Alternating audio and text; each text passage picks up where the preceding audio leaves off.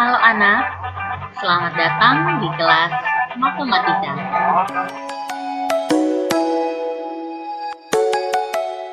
Halo teman-teman, perkenalkan nama saya Dominikus Jimintowani dari kelas 12 IPA 1 SMAK Suradikara Ende. Dalam video kali ini, saya akan memberikan evaluasi mengenai dimensi 3 bangun ruang. Apakah teman-teman tahu apa itu dimensi 3 bangun ruang? Kalau belum, mari kita simak penjelasannya. Dimensi 3 merupakan suatu objek yang memiliki ruang. Dalam materi dimensi 3, kita mempelajari rumus volume dan luas bangun, serta kedudukan titik, kedudukan garis, dan kedudukan bidang bangun ruang. Ada 3 jenis bangun ruang. Yang pertama, prisma tegak segi N. Yang kedua, limas tegak segi N. Dan yang ketiga, bola. Yang pertama, prisma tegak segi N. Prisma tegak segi N merupakan bangun ruang 3 dimensi yang dibatasi oleh alas dan tutup. Identik berbentuk segi N dan sisi-sisinya tegak berbentuk persegi dan persegi panjang. Ciri-ciri prisma tegak segi N yang pertama, memiliki sisi alas dan tutup yang sebangun dan sejajar. Yang kedua, memiliki sisi yang tegak lurus dengan sisi sejajar. Macam-macam prisma. Yang pertama, prisma persegi yang biasa kita kenal dengan balok. Yang kedua, prisma segitiga.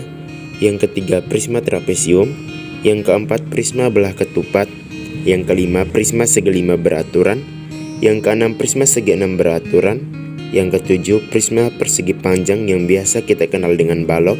Dan prisma tegak tak hingga yang biasa kita kenal dengan tabung. Yang kedua, limas tegak segi N. Limas segi N merupakan bangun ruang yang memiliki alas segi N dan mempunyai beberapa segitiga yang disebut sisi tegak yang berpotongan pada satu titik. Ciri-ciri limas tegak segi N yang pertama, memiliki satu sisi alas dan tidak memiliki atap. Yang kedua, titik puncak dan titik sudut sisi alas dihubungkan oleh rusuk tegak.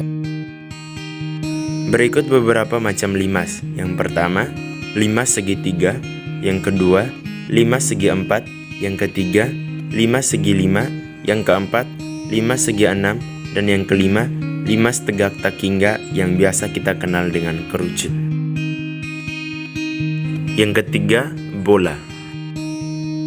Bola merupakan bangun ruang sisi lengkung yang tersusun dari takter hingga banyaknya lingkaran yang berpusat di satu titik, yaitu titik pusat bola.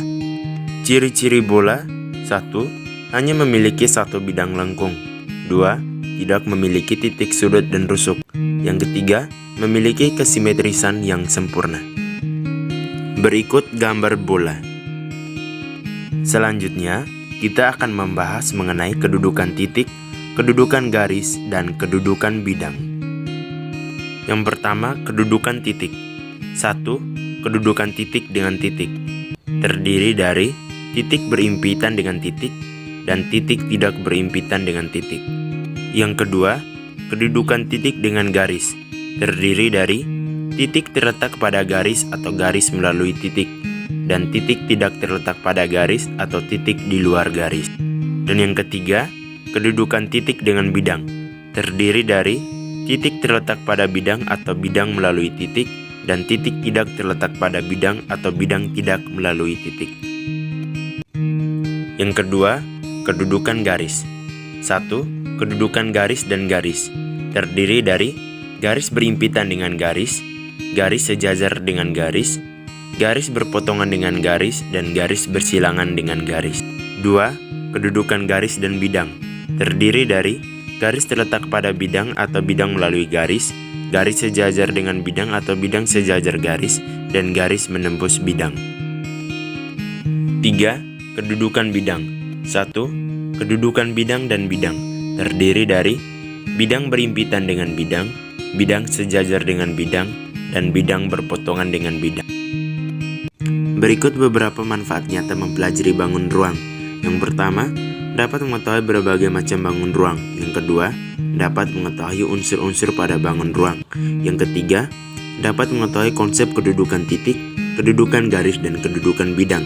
Dan yang keempat, dapat mengetahui rumus bangun ruang seperti volume dan luas. Orang pesimis mengeluh karena adanya angin. Orang optimis berharap agar angin itu bisa hilang. Seorang juara menutup mulutnya, mengharapkan yang terbaik, dan yang terpenting menyesuaikan layarnya, kata Edvard Egay. Demikian penjelasan dari saya mengenai dimensi 3 bangun ruang. Semoga teman-teman dapat memahami materi yang sudah saya jelaskan. Sekian dan terima kasih.